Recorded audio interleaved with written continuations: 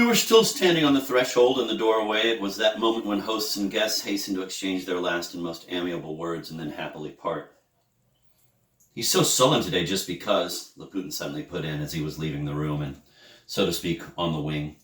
Just because of some row he had earlier with Captain Lebyadkin over his dear sister. The captain whips that beautiful sister of his, the crazy one, with a quirt, a real Cossack quirt, sir, every day, morning and evening. So Alexei Nilyich has even moved to another wing of the house so as to have no part of it. Well, sir, goodbye. Sister? Ill? With a quirt?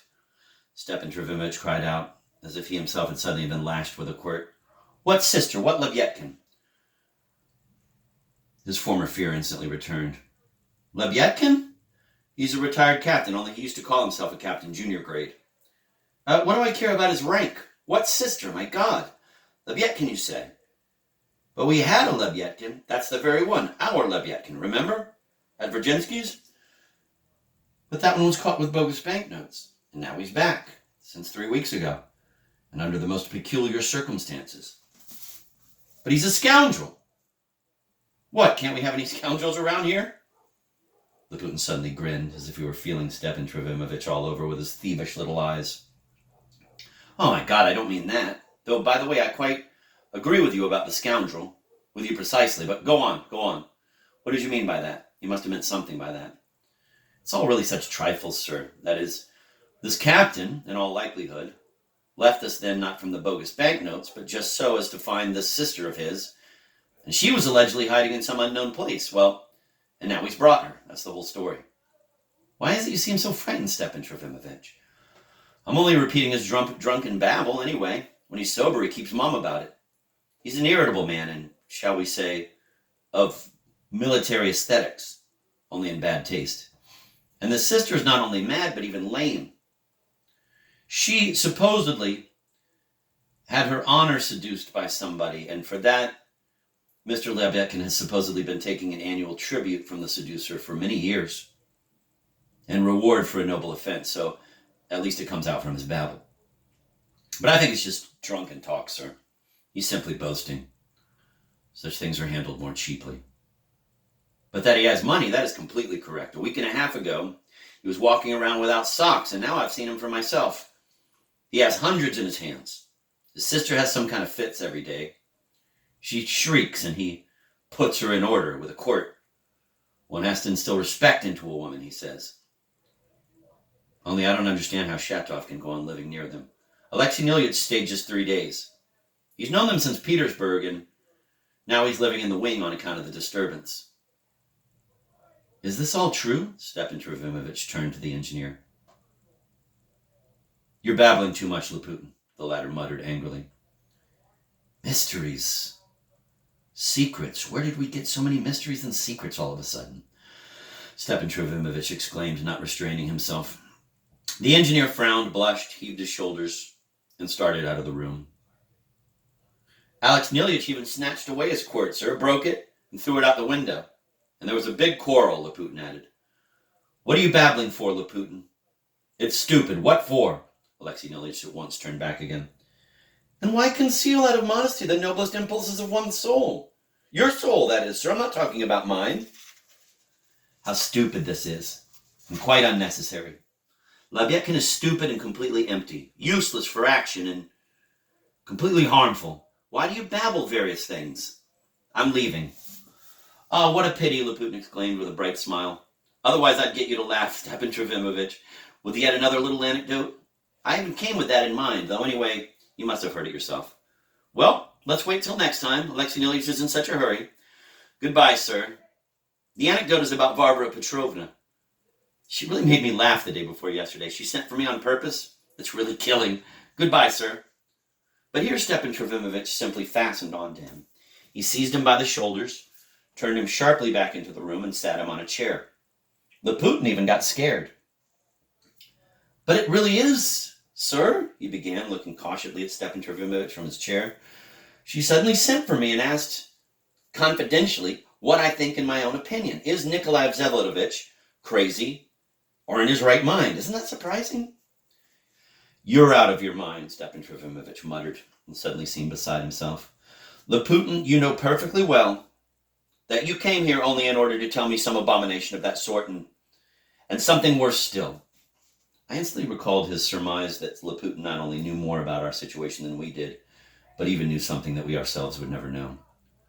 For pity's sake, Stepan Trofimovich, Laputin muttered as if terribly frightened.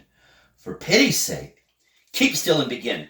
I beg you too, Mr. Kirilov, to come back and be present. I beg you. Sit down, and you, Laputin, begin directly, simply, and without any little excuses.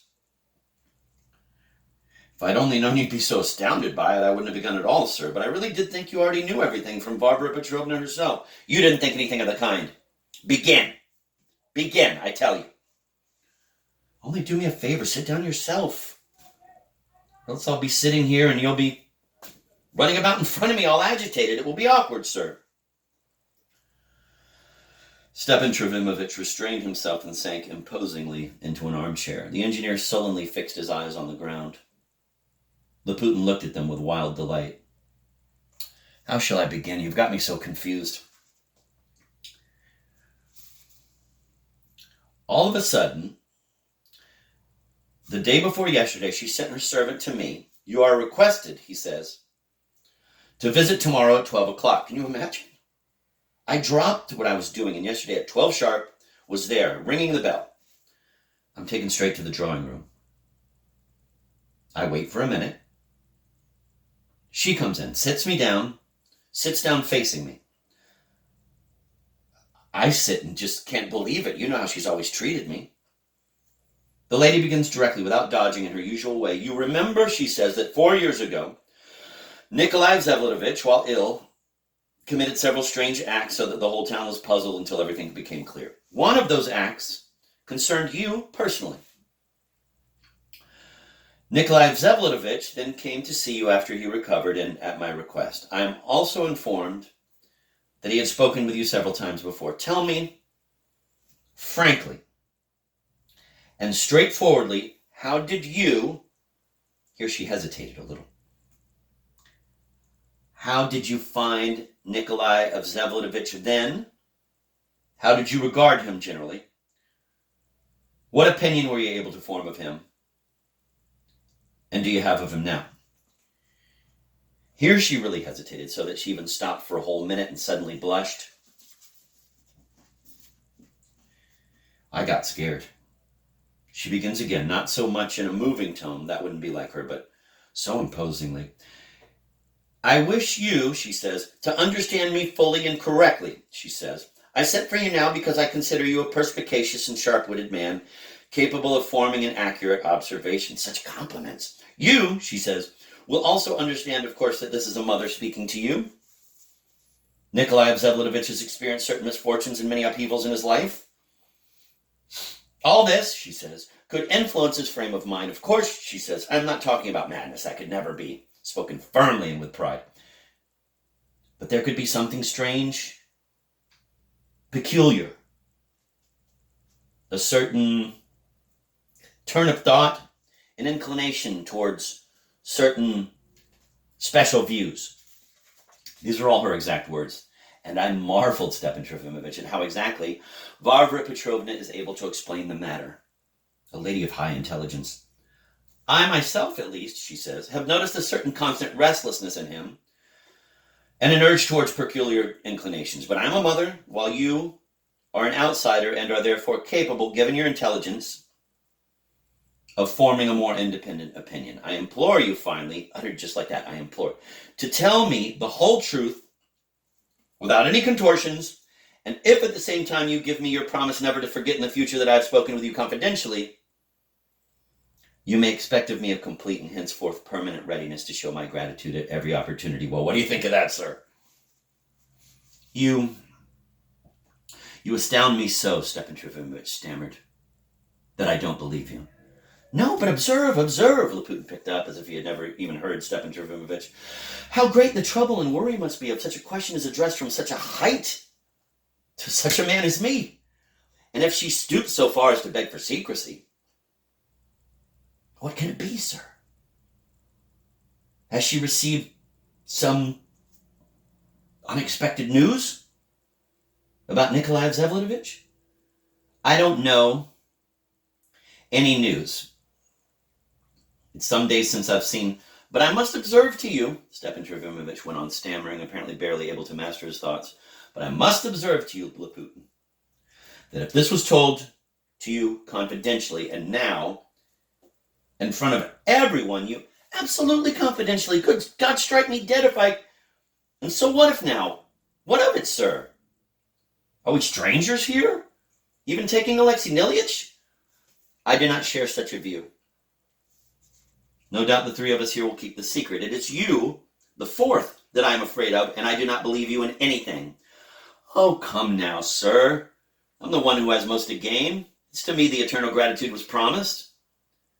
And in this same connection, I precisely wanted to mention an extremely strange occurrence, or more psychological, so to speak, than simply strange. Yesterday evening, under the influence of that conversation at Varvara Petrovna, as you can imagine what an impression it made on me, I addressed Alexei Nilyich with a distant question. You, I say, used to know Nikolai Vsevolodovich even before, abroad and in Petersburg. What do you think, I say, regarding his intelligence and abilities? So this gentleman answers laconically, as his way is, that he is a man, quote, of refined mind and sound judgment, he says.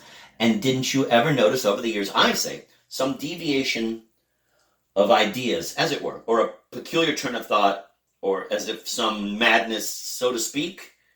In short, I repeated Varvara Petrovna's own question. And just imagine Alexei Nilyich suddenly turned thoughtful and scowled, just as he's doing now.